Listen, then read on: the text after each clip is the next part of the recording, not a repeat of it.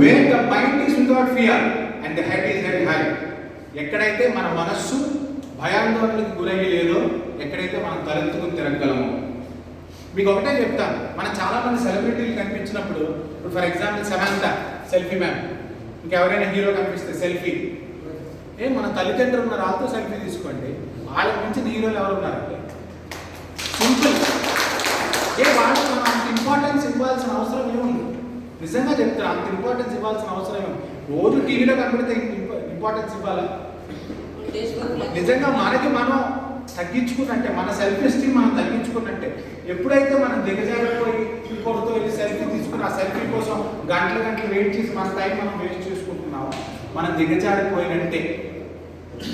గుర్తుపెట్టుకోండి, ఎప్పుడైనా మన సెల్ఫ్ ఎస్టీమ్, మనకి మనమే గ్రేట్, మనకి మనమే హీరో.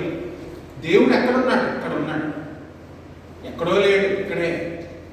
నన్ను అడిగితే ఇక్కడే ఉన్నాడు. ఎందుకంటే నేను అదే నమ్ముతాను. ఎందుకంటే నా కళ్ళు నాకు ఏం చూపిస్తున్నాయో, నా మైండ్ అది ఎలా ప్రాసెస్ చేసుకుంటుందో అదే నేను నిజమని నమ్ముతాను. అంతే కదా, మీకు ఎంతమంది ఎంత చెప్పినా ఫైనల్గా నా మైండ్ అది ఎలా పర్సీవ్ చేస్తుందో అదే నాకు నిజం, అదే నాకు దేవుడు. సో అది, so where the mind is without fear and the head is held high, where knowledge is free. Knowledge is free. ఇప్పుడు మీకు యూట్యూబ్లో ఏంటంటే, యూట్యూబ్ ఎప్పుడైనా సోషల్ మీడియా డెవలప్ అయిందో, నాలెడ్జ్ అనేది మీకు ఫ్రీగా వచ్చి దొరుకుతుంది.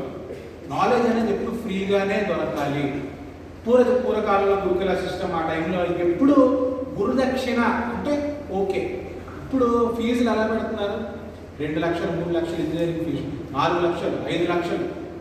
మీరు అమెరికా వెళ్ళారంటే 50 లక్షలు, యూరోప్ వెళ్ళారంటే 30 లక్షలు, ఎంబీబీఎస్ చేయాలంటే ₹1 కోటి.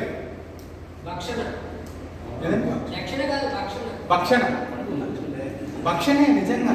అంటే వీఆర్ రివాల్వింగ్, అంటే మనీ వెనకాల మనం పరిగెడుతున్నట్టే ఉంది. We are revolving around money.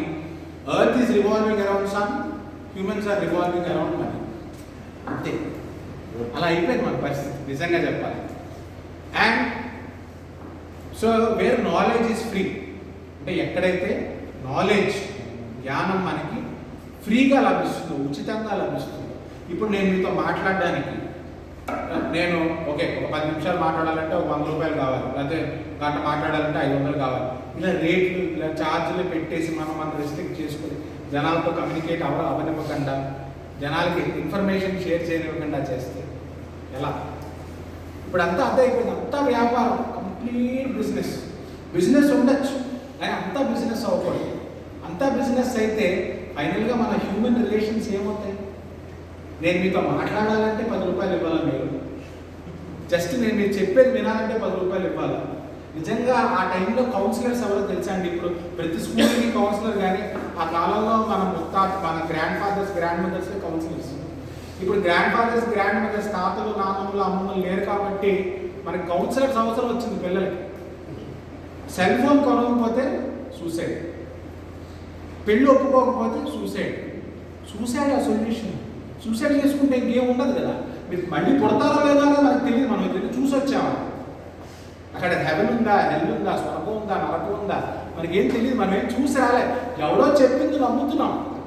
నిజంగా మనం చూసి వస్తే అప్పుడు ఎవరు చూసి రాలే. సో ప్రాణ త్యాగం చేస్తున్నట్టు, ప్రాణం అనేది మోస్ట్ ఇంపార్టెంట్, మోస్ట్ ఎసెన్షియల్.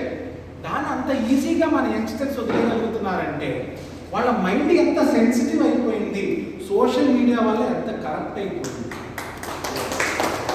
ఎంత నెగిటివిటీ. మీరు సోషల్ మీడియా ఓపెన్ చేయండి, అన్ని నెగిటివ్ కామెంట్స్. ఒకళ్ళనొకరు తిట్టుకోవడం, వాళ్ళు తిట్టుకోవడం, వీళ్ళు తిట్టుకోవడాలే, తిట్లు. ఓపెన్ చేసామంటే మన బుర్రంతా ఖరాబ్ అయిపోయింది, బుర్రంతా పాడైపోయింది.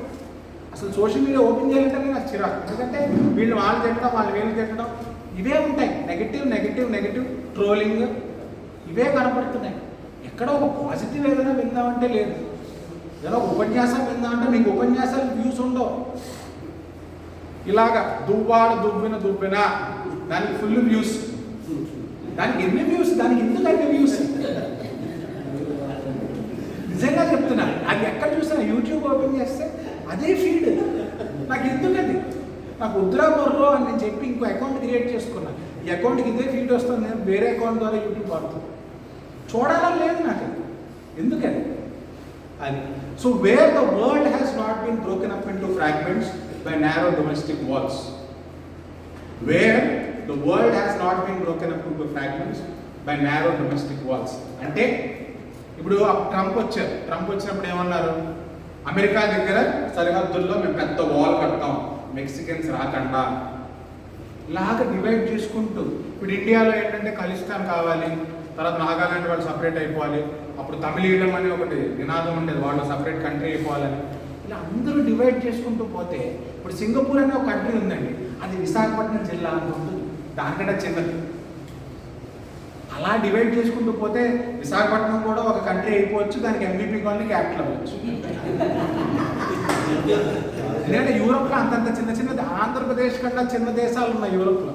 మనం డివైడ్ చేసుకోవాలనుకుంటే అలా డివైడ్ చేసుకుంటూ వెళ్ళిపోవచ్చు, దానికి ఎండ్ ఉండదు. కలవాలనుకుంటేనే కష్టం, విడిపోవడం చాలా easy. So where the words come out from the depth of truth, ఎక్కడైతే అంటే మీకు నిజానికి అబద్ధానికి డిఫరెన్స్ చెప్తారు. ఒక అబద్ధం మీరు చెప్పారనుకోండి, దాన్ని గుర్తుపెట్టుకోవాలి, మళ్ళీ దాన్ని గుర్తుపెట్టుకుని దానికి ఇంకో అబద్ధం యాడ్ చేసి గుర్తుపెట్టుకుని ఇలా పెద్ద సుడిగుండా ఉంటుంది, అదంతా గుర్తుపెట్టుకోవాలి, ఆ ఫ్యామిలీ ట్రీ అంతా గుర్తుపెట్టుకోవాలి. ఇది ఒక నిజం చెప్పారనుకోండి, దాన్ని గుర్తుపెట్టుకోవాల్సిన అవసరం లేదు, ఎందుకంటే అది నిజం. సో అదే మనం సినిమాల్లో చూస్తాం. సినిమాల్లో ఏంటంటే హీరోయిన్ని ఇంప్రెస్ చేయడానికి అబద్ధాలు చెప్తారు, తర్వాత హీరోయిన్ ఫాదర్ని ఇంప్రెస్ చేయడానికి అబద్ధాలు చెప్తారు, పెళ్లి చేసుకోవడానికి అబద్ధాలు చెప్తారు, పెళ్ళాక అబద్ధాలు చెప్తారు, సినిమా అంతా అబద్ధాలే. పైగా వాడు ఏం అబద్ధం చెప్పి అమ్మాయిని పడేసాడని మర్చిపోతాడు. అమ్మాయి అడుగుతున్నా, అమ్మాయికి ఎప్పుడో క్వశ్చన్ ఉంటుంది, మనం ఫస్ట్ ఎక్కడ కలిసి గుర్తుండదు వాడు, ఎందుకంటే వాడు అబద్ధంలో ఉన్నాడు, ఉండదు. So where the clear stream of reason has not lost its way, where the clear stream of reason has not lost its way, అంటే